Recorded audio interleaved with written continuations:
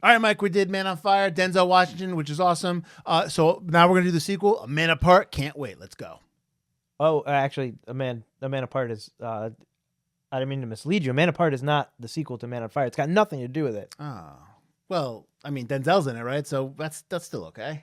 No, Here we go. But even better, stars Vin Diesel.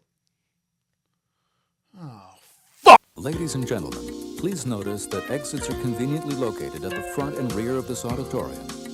When leaving the theater, we suggest that the exit at the front of the auditorium will allow you easier access to the parking areas. Thank you. Hi, I'm Mike Butler. And I'm Mike Field. And this is Forgotten Cinema, a show where we take a look at films that seem to be forgotten by audiences, whether it be because a more popular film was released at the same time, or the film simply didn't catch on with an audience in its initial run. We'll discuss what we love about the movie, or maybe don't love about it, but we'll always recommend you revisit it. You never know. You might find your own forgotten gem. If you love Forgotten Cinema, we want to hear from you. We're on Instagram, Facebook, TikTok, YouTube, Reddit. We are in way too many places with a backlog of over 300 episodes for your listening and viewing pleasure. All right, Mike, what's happening? Oh, nothing much. As you know, I am some kind of special DEA agent. Not like the normal ones. Undercover. We're even more special. I don't know about undercover, but you are undercover. Am I? Mike, you are so undercover that it's okay if you show up to a press conference with cameras. That's how. Oh, that is true. That is true. That nobody even knows that I'm a cop. And I just busted. I worked with Mexican police officers or narcotics officers to bust a huge drug kingpin down in Mexico. And feeling really good about myself, having a party, having a great time until my wife got shot up and turned my life upside down. And now I'm. What is this, the Fresh Prince of Bel-Air? It's the Fresh Prince of Narcos. And so now I'm on a manhunt, and laws and rules be damned, and logic be damned, and good policing be damned, because I'm just gonna do whatever it takes to hinder my own investigation. Welcome to A Man Apart. Yes, but it's okay because I'm gonna have a beard in this one. I just want to point out that I did not put this movie on the list, so here we go. No, I'm just kidding, Butler. A Man Apart has a runtime of 109 minutes, and it's rated R. Production budget of $36 million. It came out on Friday, April 4th, 2003.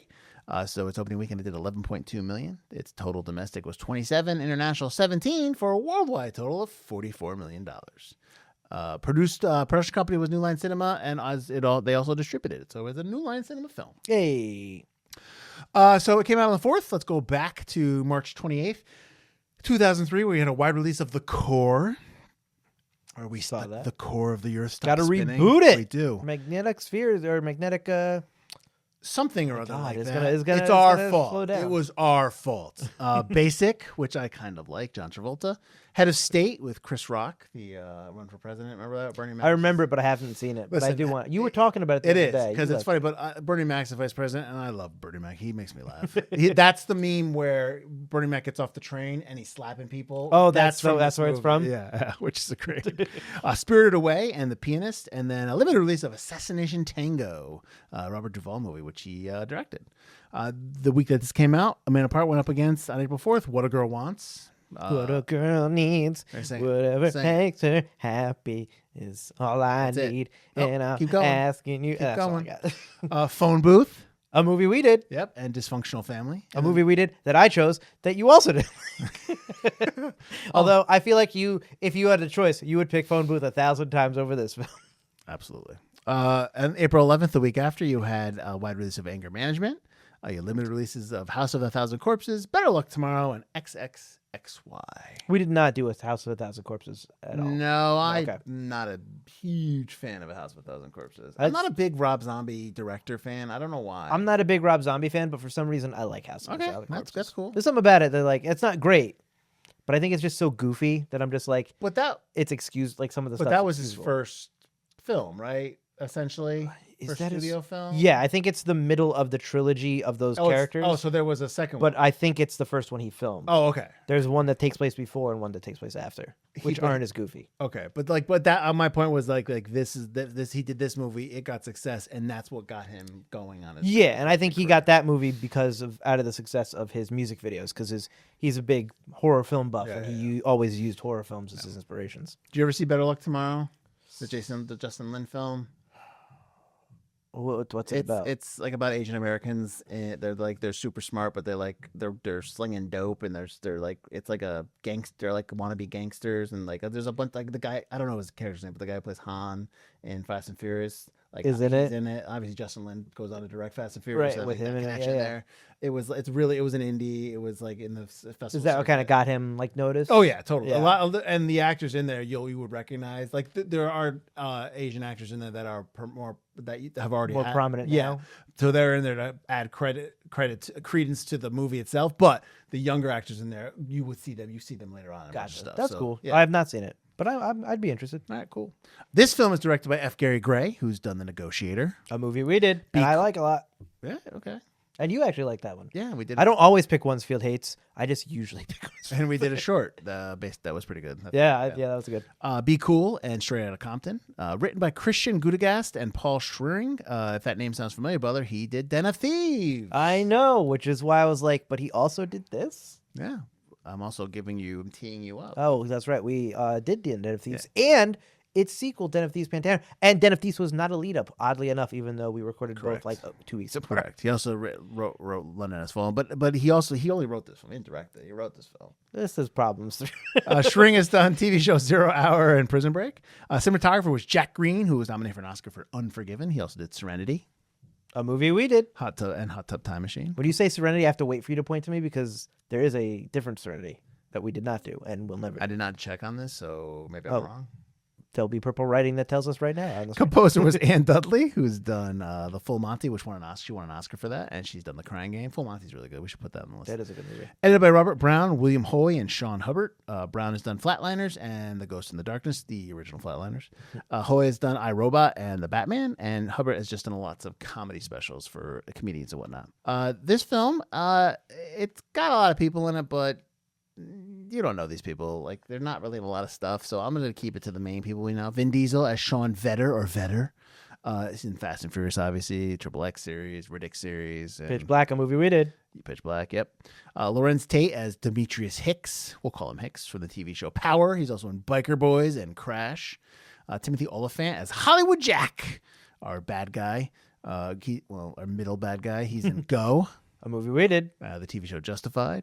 He's also in The Crazies and Alien Earth, the TV show. TV show we followed throughout its first season run. Which I suspect if I didn't bring it up, you were going to bring it up. Oh, yeah. I figured. And then you have Gino Silva as Memo, who is our bad guy. We don't think he is, and then he is, which we'll talk about. He's in Amistad and Mulholland Drive. Sean Easton as Ty Frost. He is their boss, and that's the only reason I'm bringing him up. He's in. I kept watching this. I'm like, this guy looks really familiar, and it's from Field of Dreams because he was the pitcher. Okay. Yeah, and he's also in Con Air. I think he's the guy who gets shot. He's on the plane in Con Air, the head security guy, head cop or whatever. Yeah. And then there's a bunch of other people that we can get to that you've probably recognized, but like that's really the cast we need to figure out here. All right, Michael, you pick this film. Mm-hmm. You want to start? I guess I'll start. So I picked this film. This movie came out in 2003. I was 16. 16. It's during the time of The Shield. I am 16 going. Sorry. So it's like gritty, Shield adjacent. I grew up watching The Shield. Big Shield with my dad. guy. Really liked You're a The big Shield. Shield guy. So obviously, when you see that, anything that's like gritty and serious, like, oh yeah, cops versus bad guys, kind of like that gritty kind of Sure. narco drama stuff. Like, I was like, that's serious. It's good. It's great. Because I'm 16, I'm like, yeah. And, whatever. And it's Vin Diesel not being Riddick and trying to do something serious. And, I think I was a big fan of Vin Diesel back in the day. I'm not a big fan of his now, but he just doesn't do anything other than Fast and Furious. So it was cool to see him in something trying to be serious.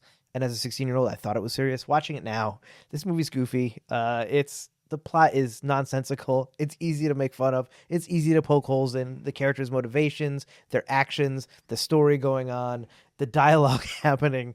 It's just it's got a lot of issues. It's got that 2000s Hollywood slickness that I talk about in Four Brothers, works for Four Brothers and gives you that nostalgia feel that's good. This is everything that is bad about it. This is everything that you shouldn't do in your movies. And that's not an insult to F. Gary Gray. He's done some great movies that are really good. of great acclaim. Obviously, the people in there. We talked about the guys who were Den of Thieves. We love Den of Thieves. But this movie, this is one of those films that just doesn't come together and just has issues. And I know they reshot with a different director the endings, and it's just really apparent that there's just a lot wrong in this movie. And this movie probably only really got made based on the back of Vin Diesel's going to be in it, and he's hot right now. Let's keep this movie going, because this movie's got problems from script to screen and stem to stern. So I apologize for putting this on the list. What I remember this movie is a gritty cop drama. Vin Diesel has a beard. I remember the Colombian necktie, although what I actually remember was a Colombian necktie in a different movie, which we talked about before. I'm trying to remember what movie that is, because I can remember him being in like an office with like a sunset thing going behind him. So I got to try to figure out what cop movie that was within the same period. If you know the movie I'm thinking about, drop it in the comments. At first, I was like, I hope Field likes this movie. I keep picking movies because when you've never seen movies, I'm like, I always get disappointed when I pick them that you don't like. I'm sorry. And it's just like, I hope he likes this movie. And then you post it on Instagram. The poster of Vin Diesel's like this, and your comment was, "You saw the movie too, Vin?" And I was like, oh man, he doesn't like it. And then in the first 5 minutes of this movie, I was just like, oh no. Oh, what have I done? What did I choose? So I'm right there with you. So go ahead.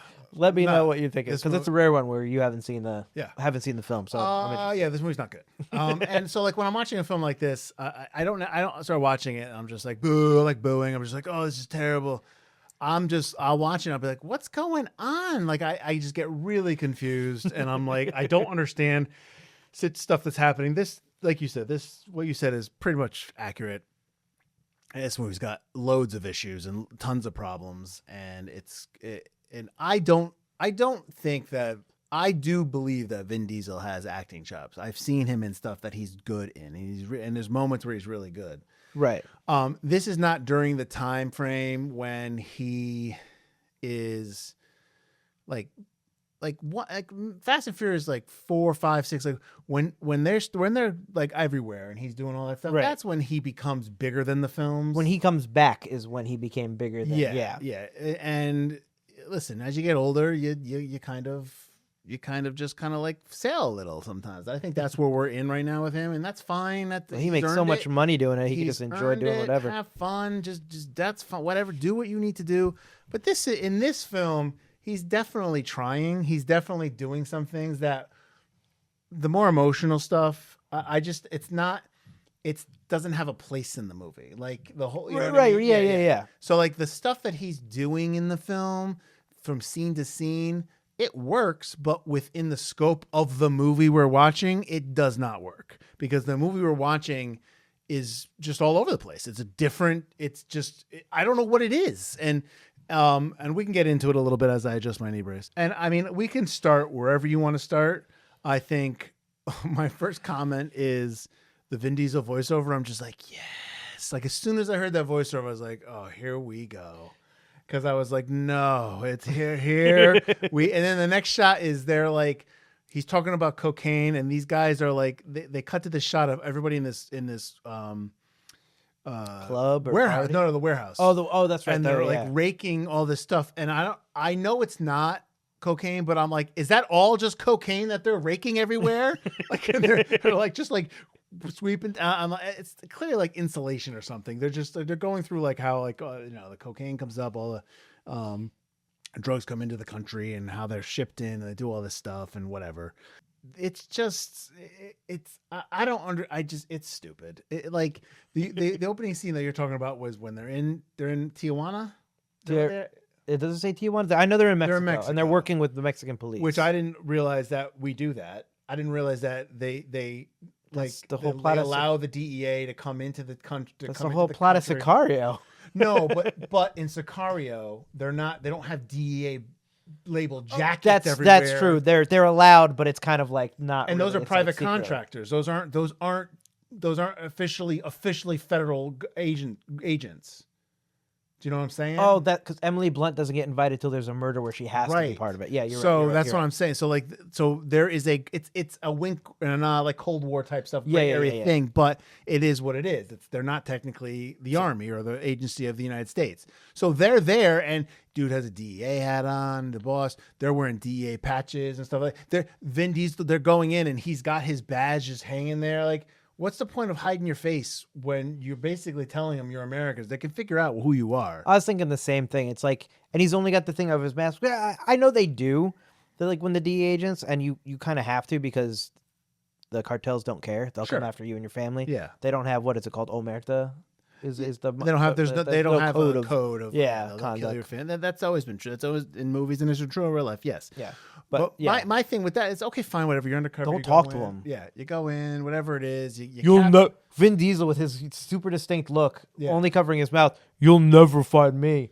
You're gonna be pretty easy to find, buddy. So yeah, so I'm gonna start there, and I want to jump ahead. I want to cut through the entire plot, and I want you to tell me how this makes sense.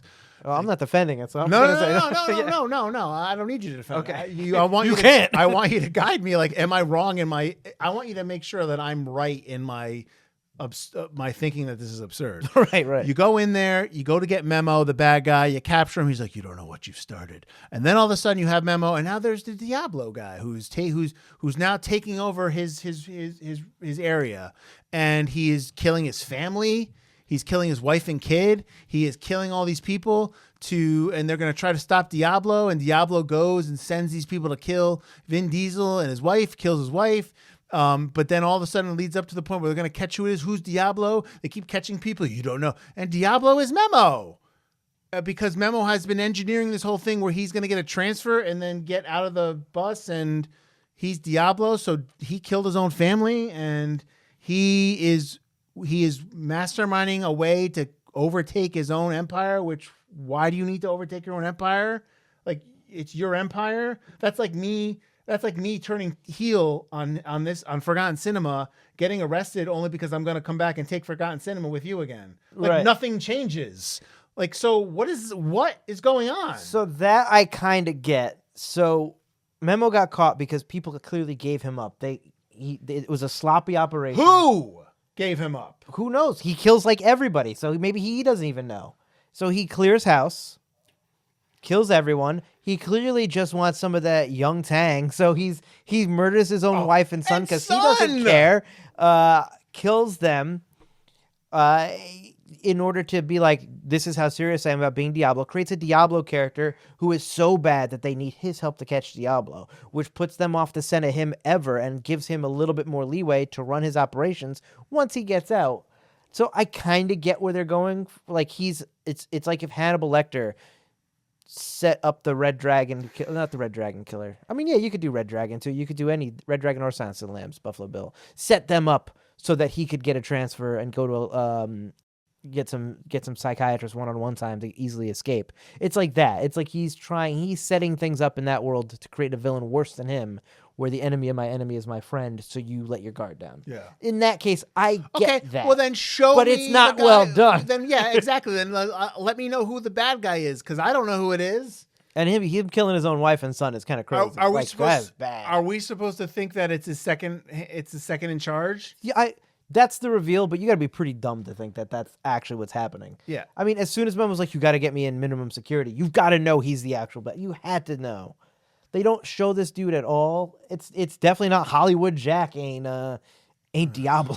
I don't even get the Timothy Olyphant character. I don't even understand that nonsense. He's some weird, effeminate, like super for lack of a better term, Hollywood type guy who runs a salon, but also is okay with assassinating people and drinking a beer in the same time in the back of the head. There's no explanation of the network. There's no explanation of Hollywood Jack's network of whatever his drug mules are. We get the one scene where they have the drug dealer in the house who's hiding in the attic because he buys the 14,000 tons or whatever it is, 14 tons of cocaine that he's going to move. I mean, it seems like if you're moving that much cocaine, you might want to live in a better. You probably should live in a better house. How is the product going out of that house and no one's noticed? I don't understand. I don't get any of that. You can't. And that scene in and of itself, you can't see anything in that scene because apparently they didn't want to light it because it's super so dark hard to see. I don't know what's going on.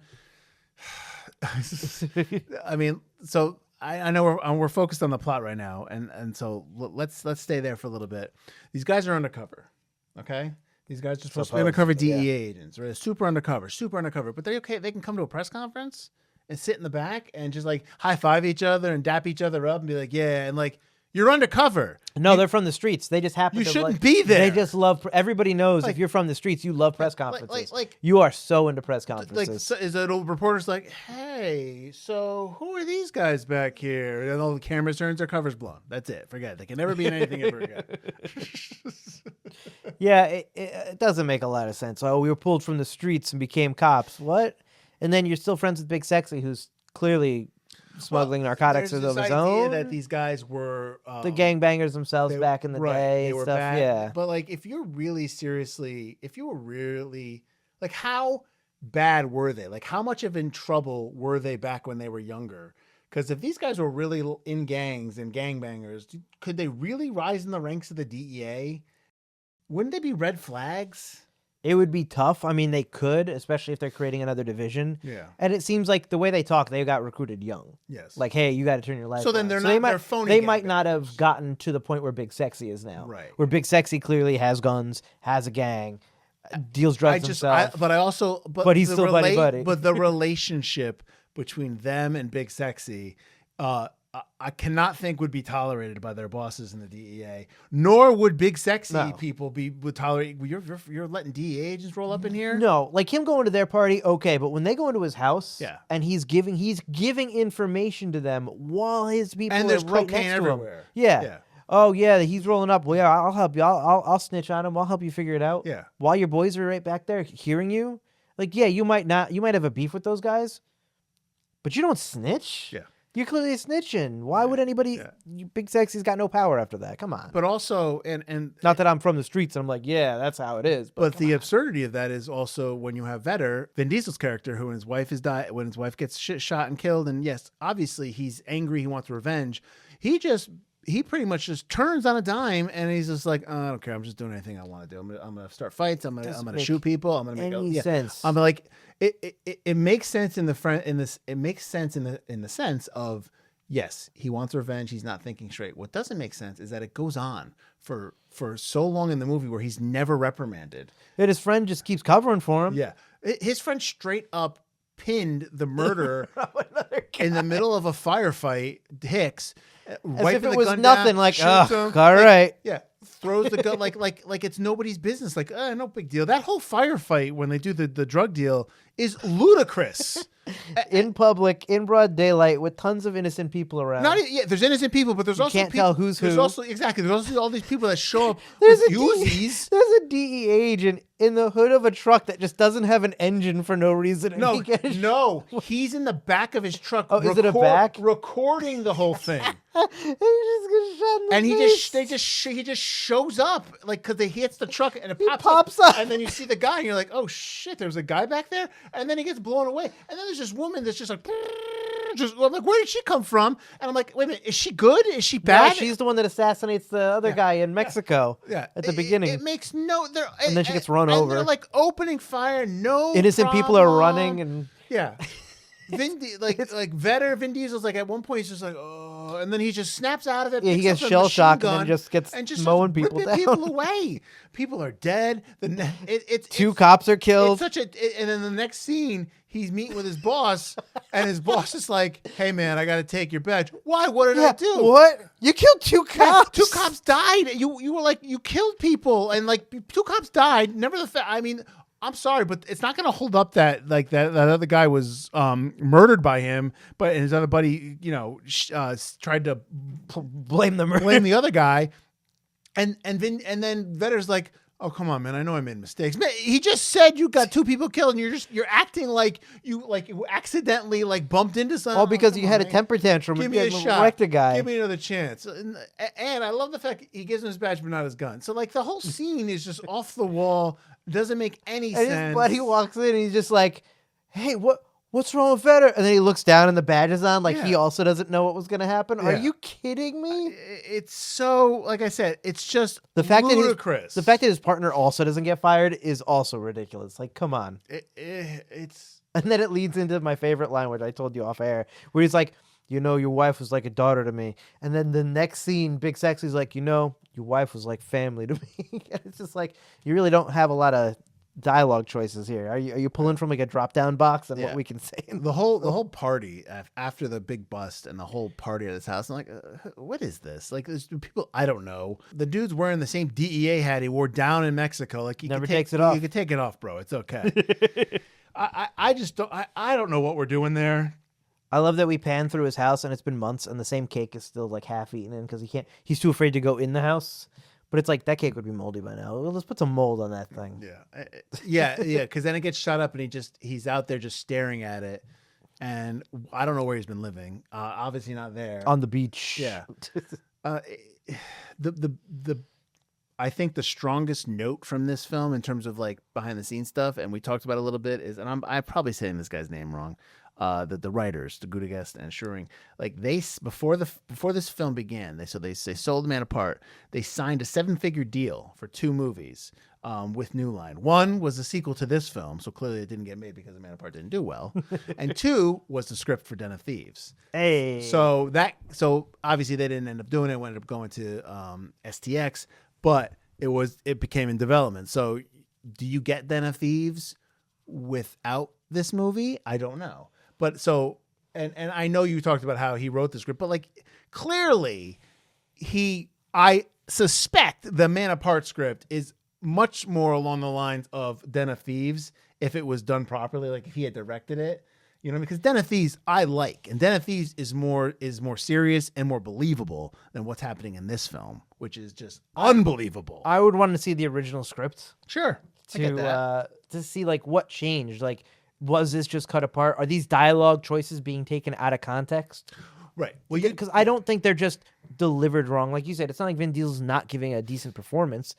It's just maybe it's the way it's cut. Maybe it's the way the script was cut up. Maybe they just went, it, we'll just use the story basically, but like change our own dialogue to whatever we want. But there's something inherently wrong with this story. Mm-hmm. But like you said, and I kind of brought like, but Den of Thieves is really good. And if they were made at the same time, what? Well, no, they weren't made at the same time. Not made, but like probably sold. Written around or sold around the same time. Yeah. What gives? I don't. Well, I think it's probably something. Probably something from the script to the screen, and like you said, like it's probably changes that they made, little things here and there that they adjusted. Like the shootout that we talked about is unbelievable. I would venture a guess that scene, because if you just look at the scene with the gunfire and the gunplay, yeah, it's pretty cool. It works. There's a lot of action. It just doesn't fit because like. It's a whole thing where like he is setting up this drug buy because they're trying to get to Del Diablo, whatever the hell they're doing. Yeah, they're trying to find Del Diablo. He suddenly meets this other guy and he's like, "Yeah, I'm the one that killed the guy's wife." He brags. So, and then that just snaps our veteran character, to just blow up the deal completely. He doesn't even say he did it. He said we did it, which he already knew because he's after El Diablo's ring. Yeah. So it's like he's not saying anything he didn't already know, and he's blowing his chance to get after the wife's killing because he has a temper tantrum. Mm-hmm. It's just absolutely ridiculous. You're supposed to be a professional, and then he's undercover at the strip club when he's trying to get the buy to begin with. Yes. And why don't you give him a lap dance? And he's like, no. He's so let's have a ride. Maybe you should have some more self-respect for yourself. Could you act more like a cop right now? Yeah, he's so stupid in that scene because he's like, "Don't ever touch me again. Don't ever." It's like, dude, this scene just take the lap dance. This scene has gone on way too long. Like the whole scene went on way too long. And then he calls him gay. Well, he doesn't use gay. He uses the F word. And then he's like, "What did you call me?" And then he almost blows it there. Like at no point does he act like a professional or act like someone who knows. So even as a dirty cop, when they first get the guy out of the attic. Which is stupid. How did you get in the attic and no one found you? Like, did you just go, "Oh man, they're coming. I'm gonna hide here for a couple days." Yeah, you up there just chilling out.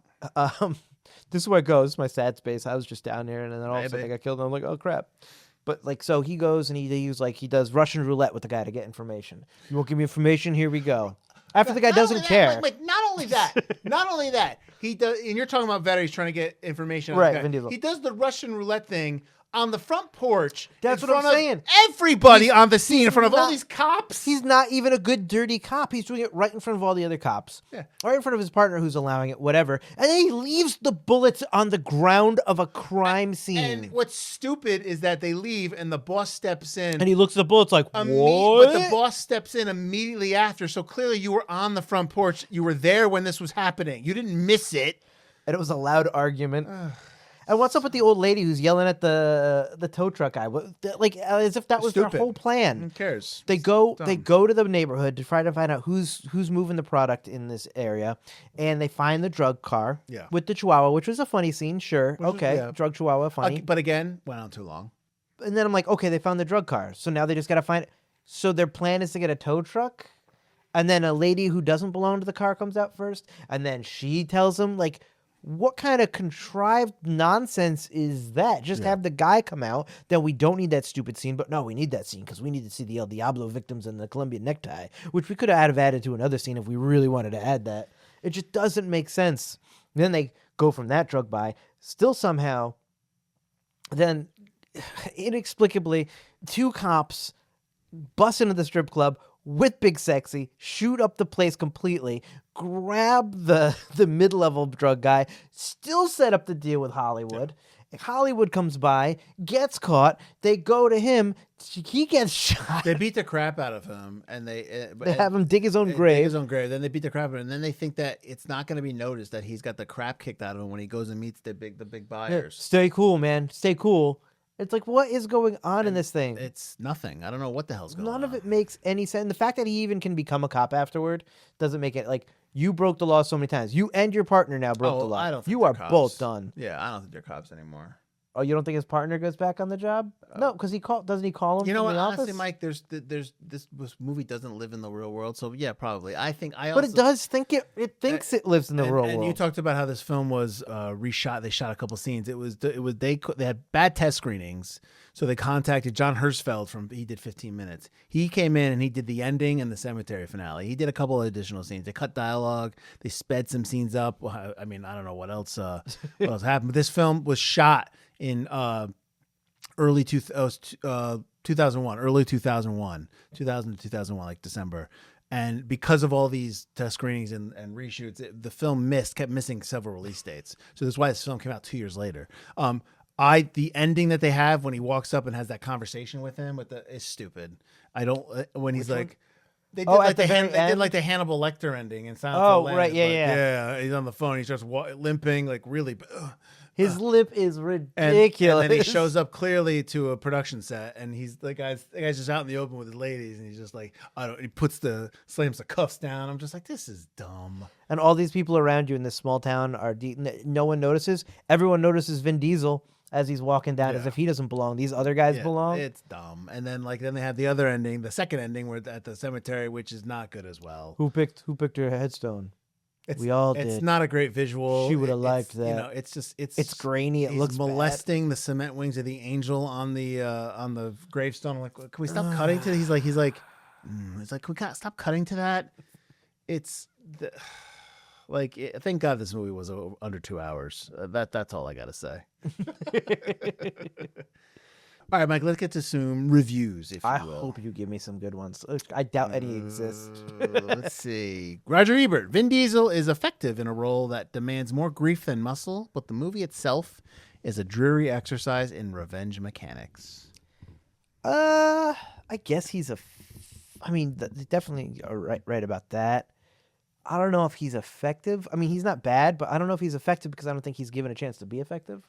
You know what I mean? Like we I talked said, about, if you take these scenes out of the movie and just like put them on screen, you just watch 2 minutes of that. Oh, that's really good. I wonder what this movie's from. Yeah, that's true. But then you watch the rest of the movie, you're like, no, this makes no sense. I mean, his scene where he wakes up from his coma and he's wondering about his wife, and then he kind of like tries to get out and then we cries. buried her. Like, Yeah. Damn. I was like, all right, but yeah. Owen Gleiberman of EW. A Man Apart is so routine it could be assembled from spare parts of other revenge dramas. Yeah, that's pretty true. Let's see. Manhola Dargish, excuse me. I gotta learn how to say this person's name. The film wants to be both a gritty crime drama and a mythic tale of retribution, but never fully commits to either. I think you're giving this film way too credit. I really don't think this film. To me, this story doesn't feel like it's struggling to tell two different stories at once, because we've had those movies on here and we've talked about them, and we've talked about how like they're both really good, but you got to pick a lane. Like there's still good stuff. This film is a mess. This film is not struggling to tell different stories. This film is struggling to tell a story. So it's not. I disagree with that. It's just there's just so much going on that doesn't make sense and doesn't fit.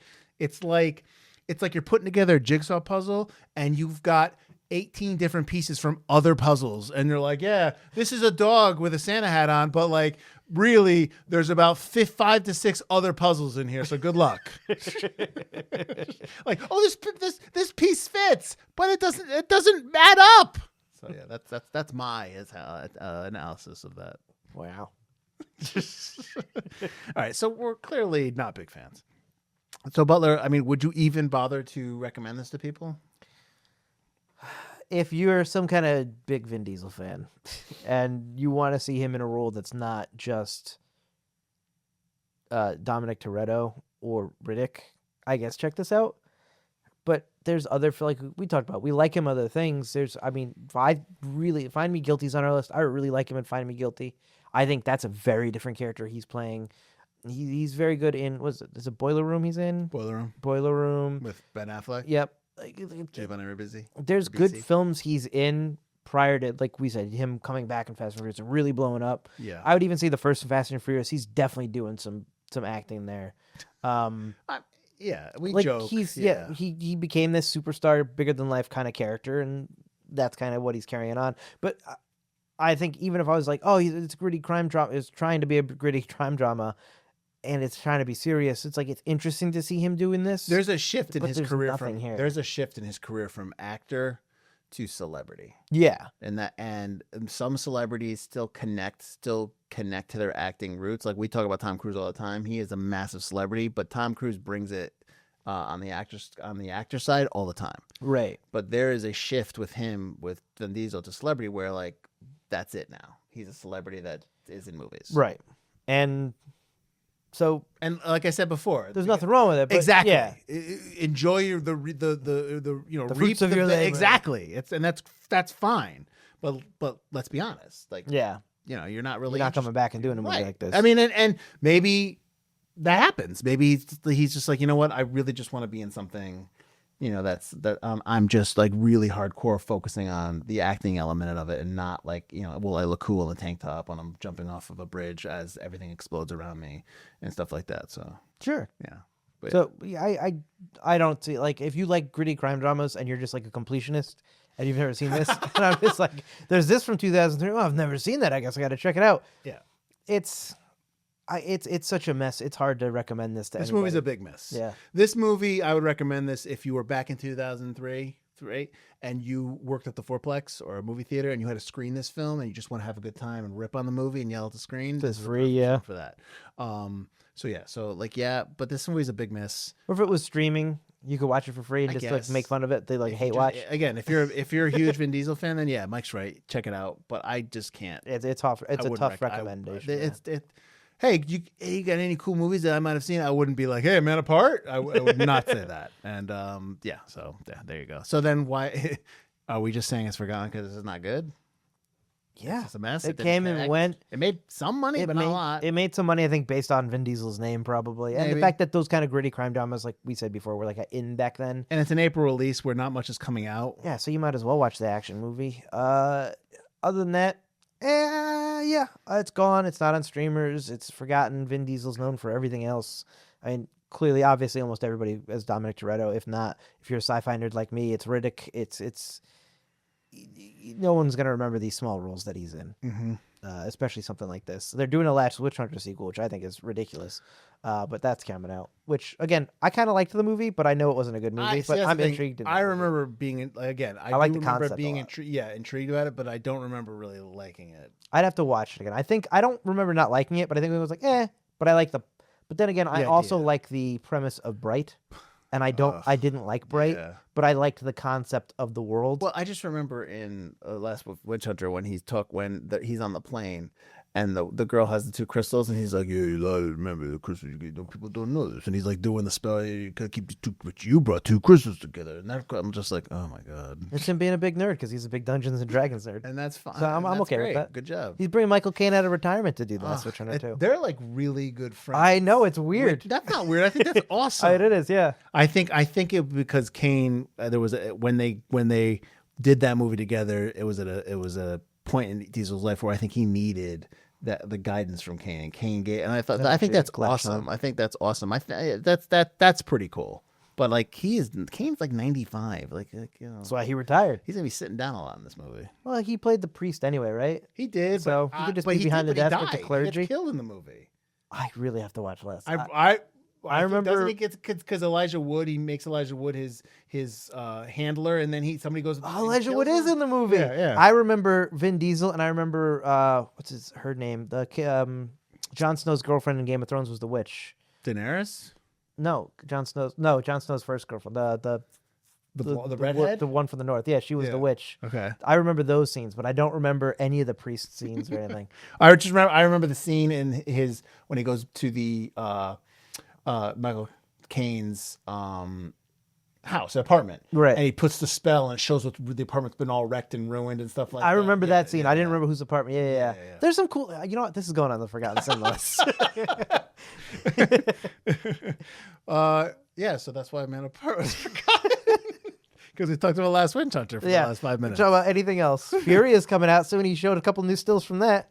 Just watch anything but this film. Oh, all right. Tell them where they can find us. You can find us at ForgottenCinemaPodcast.com or wherever you get your podcast. You're watching or listening to us right now. Write, subscribe, comment. Let us know why we're wrong about A Man Apart. I bet you can.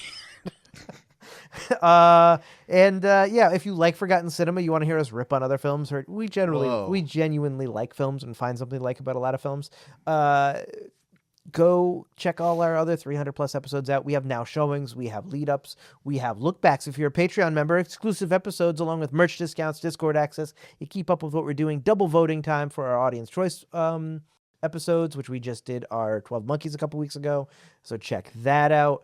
Go to our merch page and buy some merch. That's all I got. Awesome. And join us next week as we wrap up season 23, right? Yep. We go to we're going to be in 2004. We're a year away from this. We're going to see In Good Company, directed by Paul Weitz, a comedy romance starring Dennis Quaid, Topher Grace, Scarlett Johansson, and Ty Burrell, David Paymer. So we'll check that out. Are we supposed to believe that Topher Grace could get with Scarlett Johansson in this movie? This movie is Topher Grace comes in and he becomes Dennis Quaid's boss. I do recall that in the trailer. But then he falls in love. He starts falling in love with Dennis Quaid's daughter, who is Scarlett Johansson. Yeah, so I'm supposed to believe. So Topher Grace can both get Donna from That 70s Show and Scarlett Johansson. Only in Hollywood, folks. I like Topher Grace. I do We're too. Okay with this, but this is ridiculous. Oh, it's not ridiculous. He's in a new movie too. What is it? It's the movie that's coming out with Running Man guy, Glenn Powell, where he's that's right, where he's offering his family members to get the inheritance. Yeah, he's the pastor. That's this big evangelist pastor. Yeah, no, that's So I'm looking forward to that one at least. Okay, whatever. Anyways, I like him in Black Klansman. Oh, he's really good. He's really good in that. Yeah, movie. Yeah. Anyways, so that's next week in Good Company. Thank you for watching. Thank you for listening. I'm Mike Field. I'm Mike Butler, and this is Forgotten Cinema.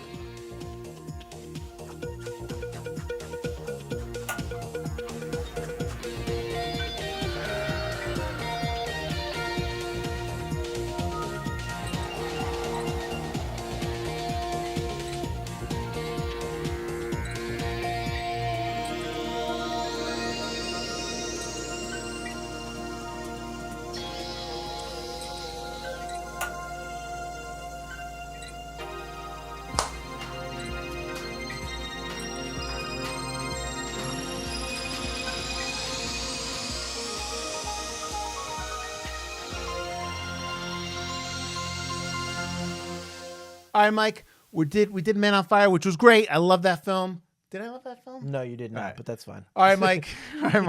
Sorry.